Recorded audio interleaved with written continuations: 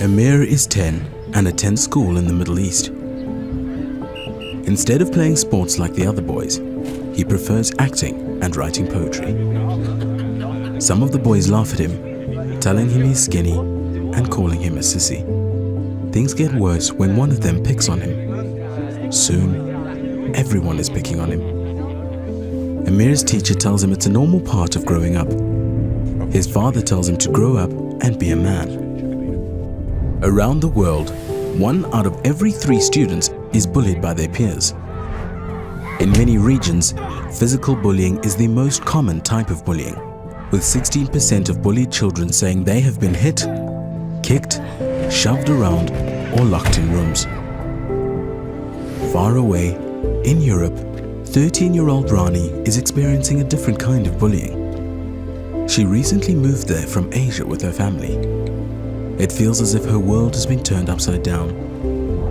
School is taught in a language she doesn't understand, and she hasn't made any friends. Things can't get any worse until someone posts a hurtful text about her on social media, telling her to go back to her own country. The cyberbullying gets worse. Ethnicity, nationality, or color is the second most common reason for bullying. The most common reason is physical appearance. 16-year-old Kaya in Southern Africa is bullied for the way she looks every day. Her parents are poor and can't afford to buy her shoes or a new uniform. Every day she walks kilometers to get to school. It's not easy, but her dream of being a doctor helps her to stay motivated. Lately, some of the boys from her school have been making life difficult. They wait for her along the path, crowding around her and making rude comments about the way she looks. When she tells them to leave her alone, they just laugh. Over 15% of bullied students say they were made fun of because of how their face or body looks. Many students, especially girls, experience violence based on their gender in and around school. As bullying continues, many victims don't know who to turn to and become isolated and depressed.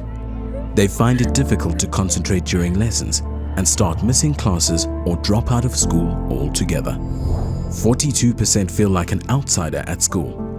63% feel anxious for tests, even if they are well prepared and score lower than their peers. 45% of them give up on their dreams to pursue formal education after school. Countries cannot achieve inclusive and equitable quality education for all if learners are being bullied at school.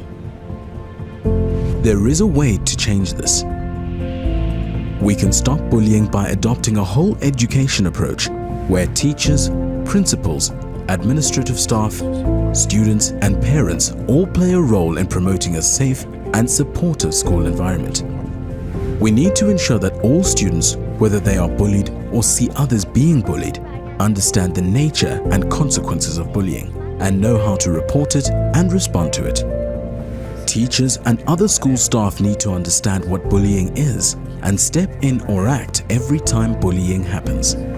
Schools and classroom environments need to be positive spaces where learners are not just physically safe but emotionally safe too, where classes are well managed and disciplined, and teachers and students enjoy healthy relationships. Support must be put in place for those who are affected. We all have a role to play to ensure a learning environment where Amir feels accepted by his peers, where Rani's classmates respect diversity, and where Kaya can pursue her dream to become a doctor. Let's stand together against bullying in school.